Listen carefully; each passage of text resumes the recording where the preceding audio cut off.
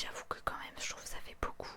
J'ai un peu peur que ça soit long, voire que ça devienne moyen au bout d'un moment. Quand je vois que Tokyo Revengers on va atteindre des 30 tomes et sur la fin, enfin voilà, ça commence à être lassant, donc je ne sais pas. Bref, il y a aussi la version animée, mais il y a également énormément d'épisodes, donc à la limite là je préférais directement aller sur les mangas. Mais quand j'ai su que Netflix allait sortir la version série qui est raccourcie, alors les animés je ne sais pas si ça raccourcit un petit peu, je ne sais pas, mais pour la série, le live action de Netflix, ça raccourcit. Apparemment, il y a des choses qui n'ont pas été dites, qui n'ont pas été montrées. C'est pour ça que je me dis quand même que peut-être qu'un jour je lirai les mangas. Et puis voilà, en fait, il se passe beaucoup de choses sur beaucoup moins de temps par rapport au tome. Mais personnellement, je peux pas du coup comparer par rapport à l'œuvre originale Netflix ou même par rapport à l'animé. Mais moi, j'ai adoré. Franchement, Franchement, j'ai adoré, j'ai trouvé ça superbe en tant que série, voilà, en tant que telle, sans parler de comparaison par rapport au reste, c'était super. Et en tout cas, pour quelqu'un qui découvrait l'histoire, je me suis pas sentie perdue ou quoi en me disant tiens, mais il doit manquer une explication. Je vous parlais l'autre fois dans mes vidéos lecture du moment de l'adaptation en BD du journal d'Anne Frank, et là je vous avais dit on sent qu'ils ont raccourci le truc parce qu'à des moments on se dit tiens, elle nous parle de quelque chose comme si elle nous en avait déjà parlé, ce qui n'est pas le cas dans l'adaptation. Et bah là dans l'adaptation en cette série, franchement il n'y a pas de moment où on se dit tiens c'est bizarre, c'est pas cohérent. Tout est très bien fait, donc pour quelqu'un qui découvre, si vous n'avez pas encore sauté le pas d'entrer dans cette aventure, je vous conseille vraiment. Et j'avoue que cette série donne d'autant plus envie de commencer la saga en manga parce que c'est un univers vraiment très intéressant, des personnages on s'y attache tellement et pourtant c'est en beaucoup moins de temps. Mais vraiment ça devient les petits chouchous, on les adore. Pour ceux qui voudraient savoir, donc dans la série, je ne sais pas pour les mangas et tout ça, mais moi dans le live action de Netflix, mon personnage préféré c'est clairement Zoro. Je suis clairement, je l'adore, il est génial. L'acteur, je le trouve super top. Moi, pour quelqu'un qui connaissait pas de base, je trouve qu'il correspond hyper bien. J'ai vu depuis quelques illustrations du manga et effectivement, en fait personne pourrait vraiment ressembler au manga, donc ça ressemble pas vraiment, mais c'est un manga, donc franchement le dessin est pas ressemble pas à des humains, enfin si, mais je trouve que ça fait pas très, aucun être humain pourrait vraiment représenter ça. Et j'adore aussi Sanji, qu'on n'a pas encore, qui arrive un peu plus tard dans le live action, et voilà, qu'on n'a pas encore assez vu, mais je l'adore. Et pareil l'acteur, mais alors lui franchement il est exceptionnel, donc ouais je suis fan. Après j'aime tout le monde, mais franchement c'est mes petits chouchous. Et donc du coup pour ceux qui ne connaîtraient pas, je m'attendais pas du tout à ça. C'est un univers, ça parle de pirates, tout ça. J'avoue que je ne sais même plus si j'étais au courant, mais c'est un univers un peu fantastique, c'est pas le monde réel comme nous. Parce que certains personnages ont des pouvoirs, des capacités un peu hors normes, et ça je le savais pas du tout. En fait je me suis vraiment pas renseignée plus que ça avant de me lancer dedans. Donc quand je me suis lancée dedans, vraiment je découvrais tout. Et une des premières images, c'est quand Luffy, je sais pas comment dire en français, ouais Luffy je pense, si. Du coup il a une caractéristique particulière que je vais pas nommer parce que pour ceux qui connaissent vraiment pas l'univers, ça serait pas vraiment un spoil, ça arrive très vite, mais voilà. Et du coup au début je me suis dit ah ouais mais trop easy, trop facile, c'est un peu de la triche quoi si le mec il a des capacités par rapport aux autres, parce que les gens face à lui n'en avaient pas. Je me suis dit ah ouais si c'est ça l'histoire, pas ouf, franchement je trouve que c'est de la triche.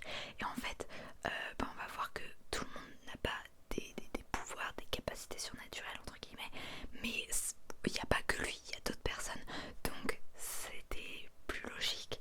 Et du coup c'était moins en mode ah bah c'est trop facile pour lui, donc je préfère, sinon ça m'aurait un peu perturbé je pense. Du coup je vous dis tout ça, ça fait un bout de temps quand même que je l'ai regardé pas longtemps après sa sortie sur Netflix, et à part la mettre dans ma liste, j'ai oublié de marquer plus que ça les choses. Et je suis hyper contente parce que du coup Netflix a annoncé qu'il y aurait une suite, donc je ne sais pas combien de temps ça va durer, ça se trouve ça va durer super longtemps. Du coup si ça suit, même si ça raccourcit par rapport à l'animé ou au manga, ça va quand même pouvoir durer très longtemps, surtout que la série manga à l'heure actuelle n'est pas terminée. commencé il y a plus de 20 ans, hein. Je sais plus si c'est 20, 30 ans, quelque chose comme ça. Mais donc du coup là je n'ai aucune idée de quand ça se terminera. Ça me fait un peu peur dans un sens parce que je me dis ça va peut-être être très long aussi. Et est-ce que les acteurs et actrices vont rester jusqu'au bout? Parce que si ça dure pendant 10 ans, petit à petit souvent dans ce genre de série, bah il y a des gens qui se barrent. Et en fonction de qui c'est, ça peut être grave dommage quoi, décevant et perturbant. Donc bon, on verra bien. Je vais vous trouver un petit résumé du coup pour vous donner envie et pour ceux qui connaissent pas du coup. Et pour revenir sur les acteurs et actrices, franchement je les ai tous trouvés géniaux. Franchement, ouais, top, top, top, top. En plus ils ont l'air d'être tous potes en vrai, donc ça j'adore comme d'hab. Alors je suis sur le site de Netflix qui nous dit: dans cette adaptation en prise de vue réelle du manga culte, le jeune pirate au chapeau de paille Monkey D. Luffy emmène son équipage improbable dans une épique chasse au trésor. Et là je vais vous lire un résumé un peu plus détaillé qui est sur Wikipédia en l'occurrence. Monkey D. Luffy, un jeune aventurier qui a toujours rêvé d'une vie de liberté, quitte son village pour se lancer dans un périlleux voyage. Son objectif, devenir le roi des pirates en trouvant le légendaire trésor, le One Piece. Cependant, pour atteindre ce but, Luffy doit d'abord assembler un équipage, trouver un navire et naviguer à travers les océans, échapper à la marine qui le poursuit et se montrer plus astucieux que ses redoutables rivaux qui se dressent sur son chemin à chaque étape de son périple, c'est clair. Donc voilà, franchement, je trouve ça super bien et je sais pas comment c'est fait du coup dans l'anime et particulièrement dans le manga, mais là on est pas dans le présent en fait quand Luffy se lance dans cette aventure, crée son équipage, tout ça, on les rencontre, tout ça c'est superbe, mais on a aussi des flashbacks de sa vie quand il était plus jeune, les pirates qu'il a côtoyés quand il était plus jeune et qui l'ont aussi un peu donné envie clairement d'en arriver là. Je vous parlais d'une caractéristique physique qui est particulière. On nous explique comment s'en est arrivé là, donc franchement c'est très bien fait et ça me fait penser qu'il y a un autre perso que j'adore dans les flashbacks. Ah là là là là là là là là. Bref, franchement c'est génial, donc si vous connaissez déjà, je pense que vous allez aimer, même si évidemment ça risque d'être perturbant, que les choses se passent plus rapidement, qu'il manque peut-être des choses, tout ça, peut-être des choses que vous aimez particulièrement, mais bon, si vous adorez, vous allez sûrement aimer quand même. En tout cas, si vous avez déjà lu les mangas et vu l'animé, dites-moi si justement vous trouvez que c'est une adaptation qui est bien faite et que vous appréciez, parce que ça m'intéresse. Et pour les autres qui ne connaissent pas, c'est grave l'occasion, je vous dis, c'est génial. Ensuite, prochaine série, donc ça c'était sur Netflix que je l'ai regardé et celle-ci est également sur Netflix, ça s'appelle Lydia fait sa loi. Je pensais que c'était une mini-série, je sais pas pourquoi je croyais avoir lu ça, avoir vu ça, donc une mini-série inspirée d'une histoire vraie et historique, donc tout ce que j'adore franchement, et je m'étais dit cool, mini-série c'est superbe, j'adore.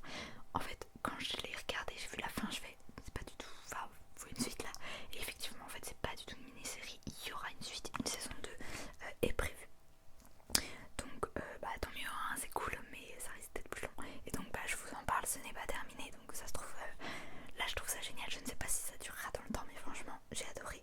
C'est une série, si je me trompe pas, qui est italienne, et donc ça reprend une histoire vraie, et ça je trouve ça génial.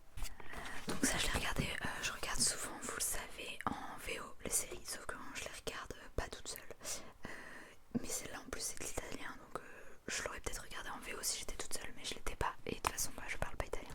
Mais bon, vous me direz, je regarde des séries espagnoles, italiennes, coréennes et tout en VO, hein, mais je mets les sous-titres quoi. Donc je vais vous lire le résumé. Ils disent que c'est drame historique policier, bon drame ça va. Dans ce drame historique captivant, Lydia Poète, déjà la fille a un nom de famille génial, enquête sur des meurtres et lutte pour exercer le droit, inspiré de l'histoire vraie de la première femme avocate d'Italie. C'est donc ça qui m'a donné envie de regarder, c'est que c'est inspiré de l'histoire vraie de la première femme avocate d'Italie, donc qui a voulu devenir avocate, qui évidemment on lui a mis des bâtons dans les roues et elle n'a pas pu juste le devenir aussi facilement que ça aurait dû être le cas et aussi facilement que les hommes le devenaient. Et donc j'avais envie de suivre ça, comment la première femme qui est devenue avocate, comment elle en est arrivée là, comment ça s'est passé. Je sais pas si tout est inspiré de son histoire, parce qu'il y a à côté de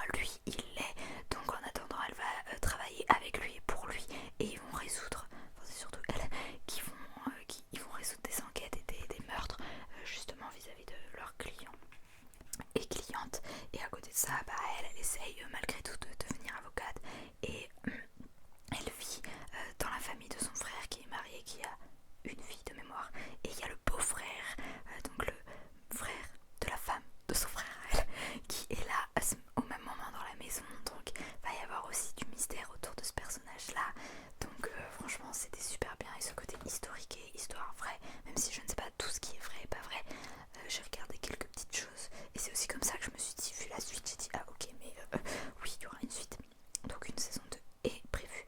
Mon perso préféré, même si j'adore Lydia, pour l'instant c'est Andrea, qui est un personnage masculin, je précise, qui est génial. Franchement, il est exceptionnel. Enfin, voilà, il est parfait. Franchement, il y a une relation d'amour, enfin voilà, avec ce personnage, et franchement, elle est top. Et bon, vers la fin, je ne sais pas si ça va aller vers ce que je veux, mais franchement, ouais, il est parfait. Il fait tout bien. Et c'est ce que je notais, que la fin ne semble pas aller vers ce que je voulais pour l'instant, mais comme ça c'est censé suivre une histoire vraie, même si je ne sais pas tout ce qui est vrai, pas vrai, bah pas le choix. Mais voilà, j'espère que ça continuera d'être bien dans la saison 2 et plus s'il y en a d'autres. Je trouve que ça fait plus enquête, c'est ce que je disais, policier et tout, que avocat et droit, mais bon, c'est comme ça. Donc voilà, mais c'est quand même génial, et rien que pour le thème et tout ça, ça vaut trop le coup. Et j'adore les acteurs et actrices comme d'hab. Alors là, je vais vous parler d'une série qui j'ai regardée il y a bien longtemps. Je l'ai regardée quand j'étais au lycée, donc c'est là que je me rends compte que je suis vieille, mais ça commence à faire quelques années. Et en fait, je me suis rendu compte l'autre fois, j'y ai pensé, je sais pas pourquoi, et je me suis dit mais attendez, j'en ai pas du tout parlé dans les vidéos de mes séries que j'ai adorées et tout ça, donc j'ai vérifié et non, je vous en ai pas parlé. Donc même si ce n'est pas du tout récent, encore moins que les autres, beaucoup moins vu que ça fait plusieurs années. Pour ceux qui se demanderaient, j'ai 23 ans et je l'ai regardé, je devais avoir 17 ans, donc je ne suis pas vieille, mais enfin voilà quoi, vous avez compris. Mais je me suis dit, il faut absolument que je leur en parle quoi, c'est obligé, parce que j'ai vraiment adoré, j'étais un peu obsédée par cette série à ce moment là, même que le personnage Walter de mémoire, le perso principal pardon, avait une tasse particulière et tout, et je voulais la même tasse, et du coup un jour voilà, souvent je regardais les tasses quand j'étais dans les magasins, il y avait ça, et je regardais s'il y avait des trucs qui ressemblaient un peu et tout, et un jour j'en ai trouvé une qui ressemble quand même, voilà, j'en ai même deux parce que j'en avais pris une fois, et c'était pas encore ça, et une autre, enfin bref, du coup j'avais acheté des tasses qui ressemblaient, bref. Donc Scorpion, vieille série que j'avais adorée, à l'époque je la regardais à la télé, donc je me rappelle plus si ça passait sur TF1 ou M6, mais voilà, ça passait un soir par semaine quoi, et je regardais ça à chaque fois, et j'avais une pote au lycée, Louise, enfin tu ne regarderas pas cette vidéo mais voilà, au cas où, et Louise regardait aussi cette série, du coup on aime beaucoup en parler.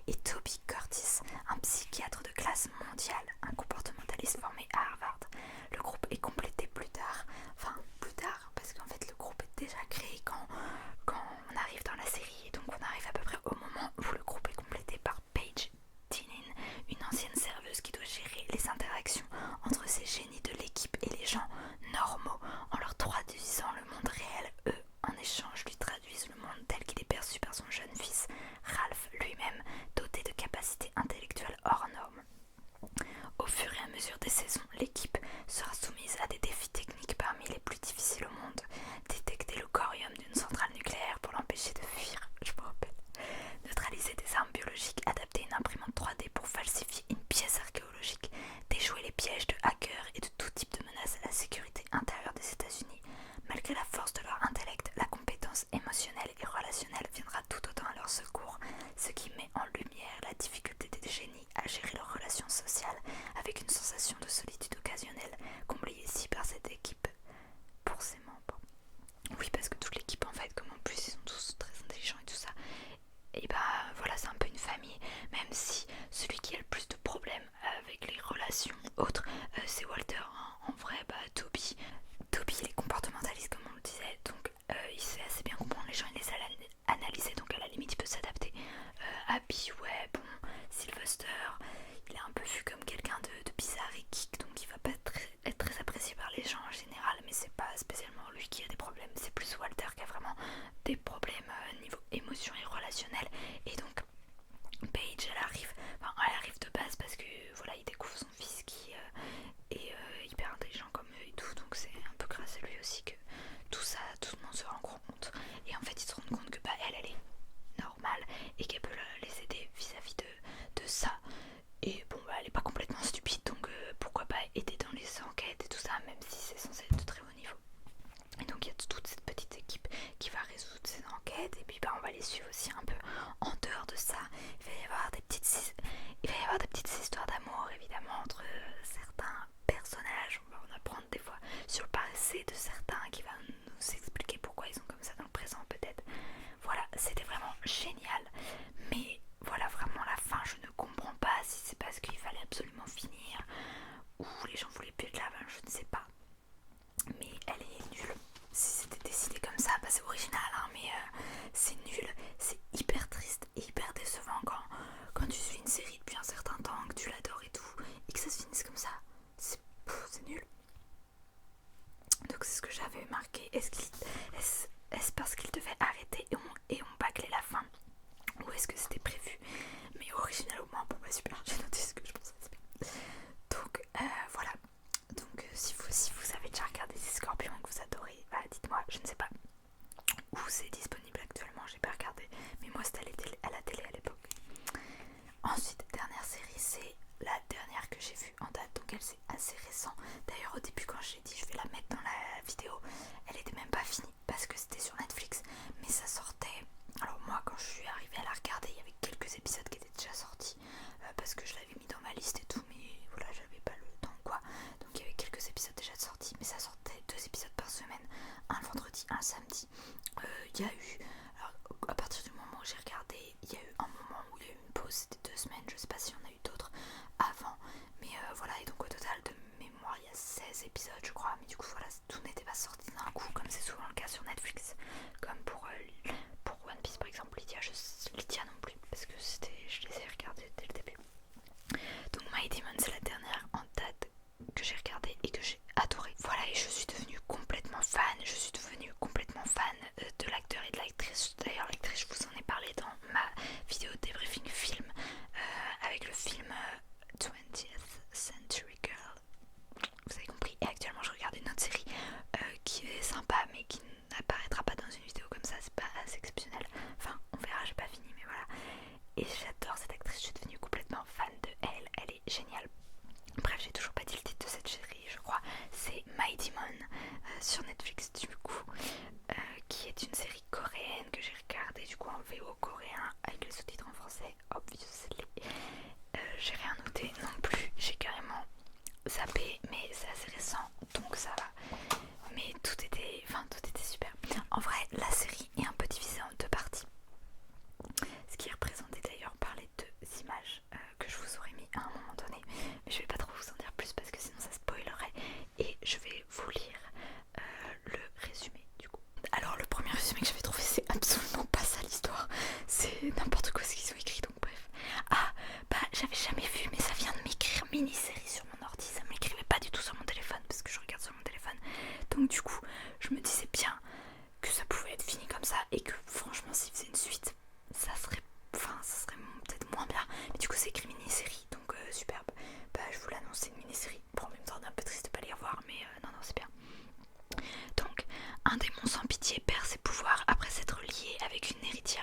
Ouais, qui semble détenir la clé de son malheur, mais aussi celle de son cœur. Bref, ouais, c'est l'histoire de Doudou I, donc c'est la perso principale. Désolée pour cette prononciation, c'est coréen, on fait ce qu'on peut. Et donc bah en fait, elle est orpheline, mais elle s'est fait plus ou moins adopter dans une famille. Du coup elle est pas forcément bien vue par tout le monde parce que sa mère adoptive, entre grosses guillemets, est très riche, elle a une société et tout ça. Et donc ses enfants naturels quoi n'aiment pas forcément Doudou qui d'ailleurs est celle qui s'entend le mieux avec la mère. Et donc Doudou va hériter sous certaines conditions de tout le groupe, ce qui va créer des tensions encore plus qu'avant, et des gens vont s'en prendre à elle, même vont peut-être essayer de la tuer. Et à côté de ça, du coup pendant en fait qu'elle se fait attaquer, hein, elle rencontre un démon. J'ai oublié son nom là, mais pareil c'est Jong quelque chose, Jongwon, c'est coréen donc je fais ce que je peux. Et donc lui en fait son truc c'est que il trouve des humains qui sont dans une situation désespérée et il leur propose un marché. Donc je vous apporte ce que vous voulez pendant 10 ans et au bout des 10 ans vous allez en enfer.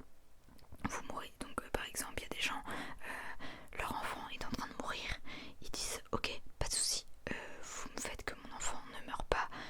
Alors je sais pas si ça va durer plus de 10 ans, mais voilà, pendant 10 ans voilà tout va bien, et au bout de 10 ans moi je meurs et je vais en enfer, c'est le deal. Ok, quelqu'un qui n'a pas d'argent, qui s'en plaint, je veux être riche. Ok, tu veux être riche, tu manqueras jamais de rien, mais dans 10 ans tu meurs.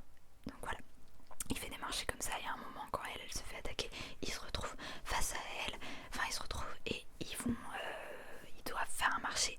Et en fait il a une cicatrice qui lui donne ses pouvoirs en gros, et cette cicatrice va se retrouver comme il disait sur Doudoui. Donc bah ils vont être obligés de rester plus ou moins reliés quoi, pour essayer de remédier à tout ça, à ses problèmes à elle, à ses problèmes à lui. Enfin tout le monde va être un peu lié. Et donc je suis sur Netflix donc je peux vérifier, mais c'est 16 épisodes hein, de mémoire. Alors moi je pense que j'ai quand même préféré la première partie. Je vous disais c'est un peu fait sous deux parties qui représentaient les images que je vous aurais mis. Je pense que j'ai quand même préféré la première.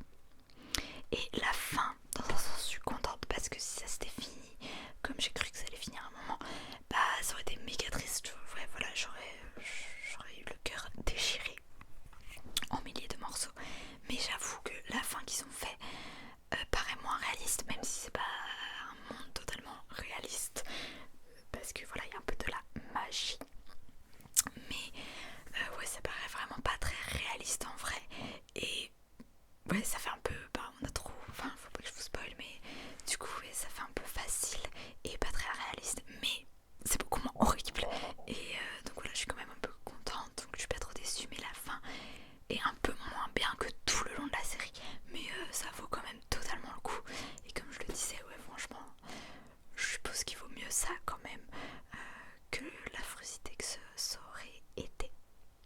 Mais franchement, je pense que cette série est clairement rentrée dans mon top de mes meilleures séries. Enfin, franchement, j'ai adoré. Et du coup, je suis plutôt contente que ça soit pas tout sorti d'un coup. Sinon, j'aurais grave binge-watché. Ce qui peut être très agréable. Hein. Mais là, je sais pas, j'étais contente de prendre un peu le temps. Et même si des fois, j'étais là, ah, faut que j'attende.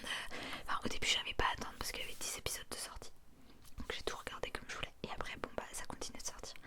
Et du coup, à des moments, j'étais là, il faut que j'attende un peu. Mais en même temps, c'est bien, ça permet de savourer différemment. C'est bien qu'il y ait des séries tout sort d'un coup sur Netflix et d'autres non. Je trouve voilà, c'est pas mal. C'est pas mal. En tout cas, j'ai adoré cette série et les autres que je vous ai présentées, même si oui, je pense que là en date en tout cas, ma préférée c'est Mighty Demon. Scorpion, la fin est trop nulle pour que ça soit dans mes préférés. Donc même si j'avais vraiment adoré. Mais non, Mighty Demon là c'est clairement la meilleure. En plus One Piece et Lydia fait ça, bah, ce n'est pas terminé là comme on vient de l'apprendre, c'est une mini-série Mighty Demon. Donc vous pouvez y aller les yeux fermés, c'est franchement génial. Et en ce moment je suis clairement fan de tout ce qui est culture asiatique, pas que coréenne, même si bah du coup je regarde toutes les séries avec Song Kang et Kim, je ne sais plus comment, enfin les deux acteurs et actrices principales de Mighty Man. Du coup je regarde, enfin j'ai mis dans ma liste Netflix